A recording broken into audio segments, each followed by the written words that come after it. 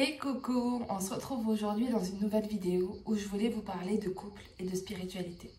C'est quelque chose qui me tient véritablement à cœur parce que finalement c'est toute l'œuvre de mes accompagnements. C'est toute l'œuvre de tout ce que je vous propose, tout ce que je vous transmets, tout ce que j'essaye de véhiculer derrière chacun de mes posts, chacun de mes contenus. Parce que pour moi, le couple est véritablement un espace où on va se reconnecter en fait à un monde spirituel, sans parler de religion, hein, mais simplement quelque chose de plus grand que nous. Parce que finalement, de par ce que j'ai expérimenté, le couple va nous demander de comme sortir de nous pour aller à la rencontre de l'inconnu. Et qu'est-ce qui peut nous faire sortir de nous et d'aller à la rencontre de l'inconnu, si ce n'est l'amour. L'amour de l'autre, l'amour de ce qui est, l'amour de ce que la vie nous présente, l'amour de ce que nous allons expérimenter pour justement nous grandir, évoluer et gagner en conscience. Voyez ce que je perçois aujourd'hui des couples. Et c'est là où je pense que toute la vie spirituelle va manquer, ou tout l'aspect spirituel, parce que, juste une aparté, l'humain depuis toujours est en quête de sens. L'humain, quand il ne comprend pas ce qu'il fait, il devient un robot. Et l'humain n'est pas heureux en tant que robot. L'humain, il est heureux quand il donne du sens à sa vie, quand il fait les choses pour ses enfants, quand il fait les choses pour sa famille, quand il fait les choses pour lui, pour contribuer à quelque chose. L'humain a besoin de ça. Et c'est quelque chose qui ne s'explique pas par la logique. C'est pas quelque chose qui va s'expliquer par un aspect rationnel. Parce que deux personnes peuvent faire exactement la même chose, mais avec une intention différente, avec un sens différent. Donc c'est pas dans l'acte que ça se trouve, pas dans l'action, pas dans le concret que ça se trouve, mais ça se trouve dans le cœur. Ça se trouve dans l'élan. Pourquoi je fais ça? Quelle est ma contribution? Quelle est mon envie profonde en fait? Et cet élan-là, ce feu-là que vous avez chacun, que nous avons tous individuellement, a une couleur, a une spécificité différente. Et nous sommes tous invités à être reconnectés en fait avec ça. Et le couple va nous faire vivre, dans l'espace du couple, nous allons vivre des challenges, des difficultés, des complications en fait. Parce que c'est normal, parce que nous sommes toujours à la rencontre de l'inconnu avec notre partenaire, parce que notre partenaire va représenter le monde extérieur et nous, notre unité à nous.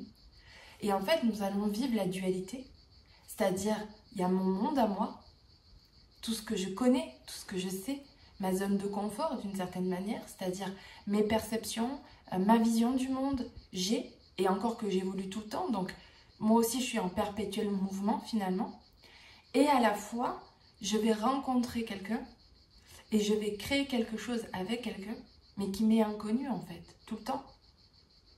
Parce qu'il a ses perceptions, parce qu'il a sa vision lui aussi du monde, et parce que lui est toujours en mouvement également. Donc lui comme moi, nous sommes perpétuellement en mouvement, et moi je dois apprendre à m'ouvrir finalement, à quelqu'un que je ne connais pas réellement, puisqu'il est toujours en mouvement. Donc il y a cette foi, cette confiance dans laquelle je dois moi en fait m'aligner avec ça pour pouvoir m'ouvrir et rentrer en connexion avec l'autre et me dire ok, comment lui et moi nous allons faire pour créer quelque chose ensemble. Et vous voyez comment une personne, un couple qui n'a pas de plan spirituel, et quand je parle de plan spirituel, je ne parle absolument pas de religion en fait. Pour moi, la spiritualité, c'est cette ouverture à l'amour, au véritable amour, qui n'est pas du tout un sentiment, mais un état d'être. L'amour comme état d'être, c'est vraiment ce regard bienveillant, empathique, émerveillé de la vie. C'est-à-dire que je m'ouvre à la vie et je suis dans l'amour de ce qui est. Je ne le juge pas. Tout en étant dans l'amour envers moi-même, c'est-à-dire de me respecter, de m'aimer, de m'honorer à chaque seconde. C'est le défi, c'est le défi. Et c'est ça pour moi la spiritualité, c'est de comprendre également qu'il y a quelque chose de plus grand que nous qui existe et de ne pas chercher à aller combattre et à être en résistance sur toutes les épreuves ou sur toutes les choses que la vie va nous amener sur notre route, mais de plutôt chercher à se réaligner avec ce que nous sommes pour justement passer ces épreuves de la plus belle des manières. Et la plus belle des manières, c'est-à-dire qu'il n'y en a pas une. La plus belle des manières, c'est la plus belle que toi tu dois avoir. C'est-à-dire que dans les couples, par exemple, une même situation, peut-être que pour moi le but c'est d'arriver à faire un avec mon partenaire et arrêter d'être dans le jugement. Et peut-être que pour toi c'est la rupture.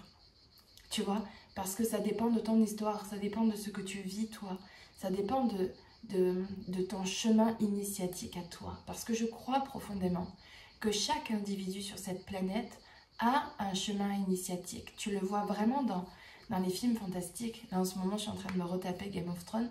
Et en fait, je vois les personnages comme si, en fait, chacun avait une mission particulière. Chacun complètement différent. Un qui va aider le héros à, et c'est ça sa mission à lui, c'est d'être au service du héros. L'autre, c'est le héros qui doit accepter sa mission d'héros.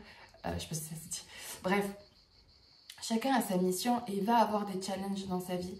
Mais le but, c'est d'arrêter de combattre les petites choses, les petites brindilles qui se mettent sur leur chemin, mais plutôt d'accepter en fait leur mission et de se laisser complètement aller à la vie sans juger le challenge A, le challenge B, parce que finalement le résultat est bien plus grand que ce qu'ils avaient imaginé. Et c'est là aussi dans le couple, c'est-à-dire qu'on est tellement préoccupé par les petits détails de la vie, sur des petites choses, que ça nous bouffe une énergie de dingue, parce qu'il faut regarder plus grand. Quelle est l'opportunité de guérison qui s'offre à vous? Pourquoi lui et toi, vous vous êtes branchés? Qu'est-ce que l'un et l'autre vous vous apportez? Et quand on regarde avec conscience le couple, parce que ce qu'il faut comprendre également, c'est que l'individu, on va dire, va avoir deux regards. Le regard avec le mental, ça veut dire qu'on est sur un esprit très ChatGPT, très robot, c'est-à-dire que 1 et 1 égale 2. Et moi, je vais te dire que 1 et 1 égale 3, égale 4, égale 5. Parce qu'il y a une vision là, il y a une vision là, il y a une vision là, il y a une vision là. Et ça, c'est la conscience. La conscience, elle est multidimensionnelle. Elle a plusieurs visions, elle a plusieurs regards. Et dans le couple, c'est ça qui est merveilleux. C'est que quand on regarde le couple avec une certaine conscience, on voit tous les pans que le couple va pouvoir nous apporter, tous les regards qu'on va pouvoir apporter au couple et quelle est l'opportunité pour nous de guérir. Parce que ce parcours initiatique que nous avons tous à vivre ici même, c'est l'opportunité de se libérer justement de tout ce brouhaha, de tout ce mental qui fait que nous parler, nous dire si c'est ça c'est bien, ça c'est mal. On va dire, je vois vraiment, si je dois l'illustrer, un peu, je ne sais pas si vous avez déjà vu Hercule, le dessin animé Hercule, quand ils sont dans le monde d'Hadès, qui passe là l'espèce de rivière où il y a tous ces morts là, ces morts vivants là, ces âmes qui sont dans... On voit qu'il y a quelque chose de... un côté bas astral, un côté... voilà. Et on dirait que, vous voyez, ça vient nous empiéter, ça vient nous tirer vers le bas. Et ça, c'est le mental, un mental qui n'est pas conscientisé, un mental qui n'est pas vu, en fait. Vous voyez, ça, c'est tous les jugements, tous les doutes, tous les peurs, tout ce qui va vous mettre dans une énergie basse, vous allez être en colère contre l'autre, vous allez vous énerver contre l'autre, et que vous allez ruminer ça. Et malheureusement, beaucoup de personnes sont dans ce bas astral, en fait. Ça se dit pas bas astral, je m'excuse sur le terme, parce que c'est pas ça. Mais ce côté bas, parce que c'est des énergies négatives, en fait. C'est pas des énergies qui vont vous élever. Les énergies, quand vous allez vous élever, et vous en êtes totalement connecté aussi, c'est ces énergies où vous allez avoir envie, où vous allez être porté. Ces énergies, vous allez avoir une création. Ah, ça, j'ai envie. Et vous voyez, ça ouvre au niveau de là. Vous le sentez dans votre corps, en fait. Ça ne s'explique pas. Parce que ce qui va, toi, te mettre en joie et ce que moi, ça va me mettre en joie, ça va être complètement différent. Donc, ça va être à chacun de nous reconnecter à ça. Et le couple va vous le permettre.